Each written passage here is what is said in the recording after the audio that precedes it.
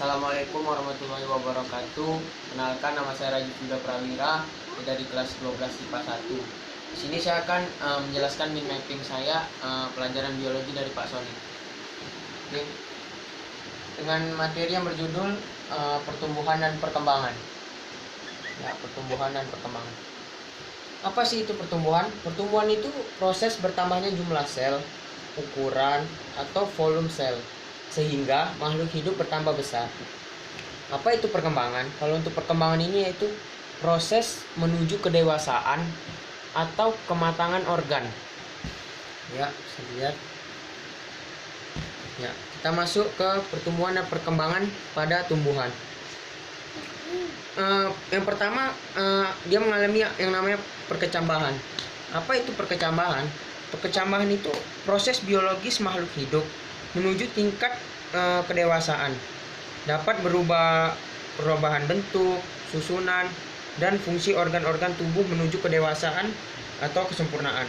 Contohnya perubahan biji menjadi kecambah, perubahan telur menjadi anak ayam, pohon mangga berbunga, dan lain-lain. Untuk perkecambahan ini meliputi yang namanya epigeal dan hipogeal. Kalau untuk epigeal itu adalah tipe perkecambahan di atas tanah, contohnya kacang hijau. Untuk yang kedua, hipogeal. Apa itu hipogeal? Hipogeal itu tipe perkecambahan di bawah tanah, contohnya kacang kapri. Ya, ini bisa dilihat. Ya, ini kita masuk ke pertumbuhan primer. Pertumbuhan primer ya.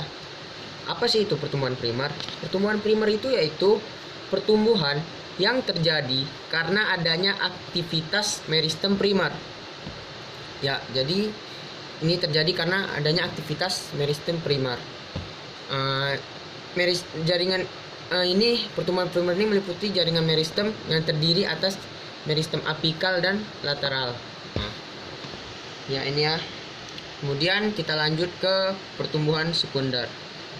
Ya, pertumbuhan sekunder. Apa itu pertumbuhan sekunder? Pertumbuhan sekunder ini dia terjadi karena adanya meristem sekunder. Jadi jaringan pertumbuhan sekunder ini meliputi dari yang namanya pertama ada cambium gabus atau velogen. Cambium gabus atau velogen ini berperan sebagai pelindung. Oke. Terus kalau cambium fascis atau fascikular berperan membentuk xilem sekunder ke arah dalam dan membentuk phloem sekunder ke arah luar. Ya. Untuk yang ketiga, cambium interfascis atau interfascikular. Ya, ini bisa dilihat.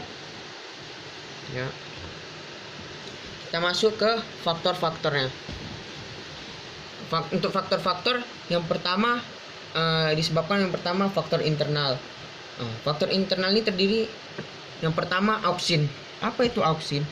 Auksin ini berfungsi untuk memacu perpanjangan sel, merangsang pembentukan bunga, buah, dan mengaktifkan kambium untuk membentuk sel-sel baru. Ya, yang kedua giberelin. Apa itu giberelin? Giberelin ini yaitu dia merangsang pembelahan dan pembesaran sel serta merangsang kecambahan biji. Oke. Untuk yang ketiga namanya gas etilen. Apa itu gas etilen? Apa itu gas etilen? Gas etilen itu berperan untuk menghambat pemanjangan batang, mempercepat penuaan buah, dan menyebabkan penuaan daun. Ya, untuk gas etilen ya. Yang keempat kita masuk ke sitokinin. Apa itu sitokinin? Sitokinin itu memacu pembelahan sel serta mempercepat pembentukan akar dan tunas. Ya, itu untuk sitokinin. Lanjut kelima, ada namanya asam abisat. Ya, untuk asam abisat ini yaitu berperan dalam proses perontokan daun. Kita masuk ke yang kedua yaitu faktor eksternal. Ya, faktor eksternal terdiri atas suhu, yang kedua cahaya, yang ketiga kelembapan, yang keempat air dan mineral, yang kelima ketersediaan oksigen. Oke. Kita lanjut ke hewan sekarang. Untuk hewan ini terdiri atas fase embrionik, fase pasca embrionik. Ya, kita akan jelaskan untuk yang pertama masuk ke fase embrionik. Ya. Fase embrionik ini yaitu zigot terbentuk dari hasil pertemuan ovum dengan sperma, maka terjadi pembuahan atau fertilisasi. Kemudian zigot mengalami pertumbuhan dan perkembangan dalam beberapa tahap, yaitu pembelahan zigot, tahap morula, blastula, gastrula, dan organogenesis. Ya, masuk ke fase pasca embrionik. Ya, masuk ke pasca embrionik. Fase pasca embrionik ini dimulai ketika hewan lahir atau menetas hingga dewasa. Ya.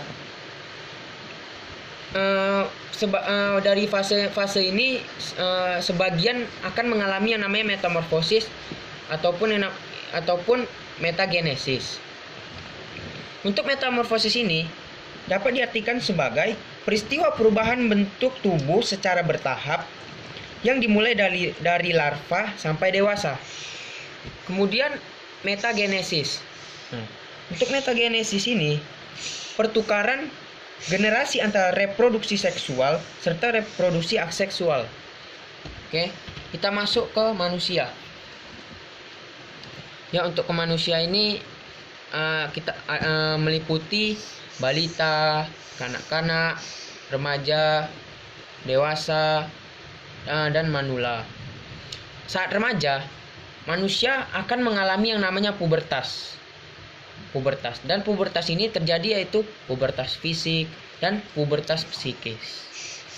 Oke, bisa dilihat ini. Oke.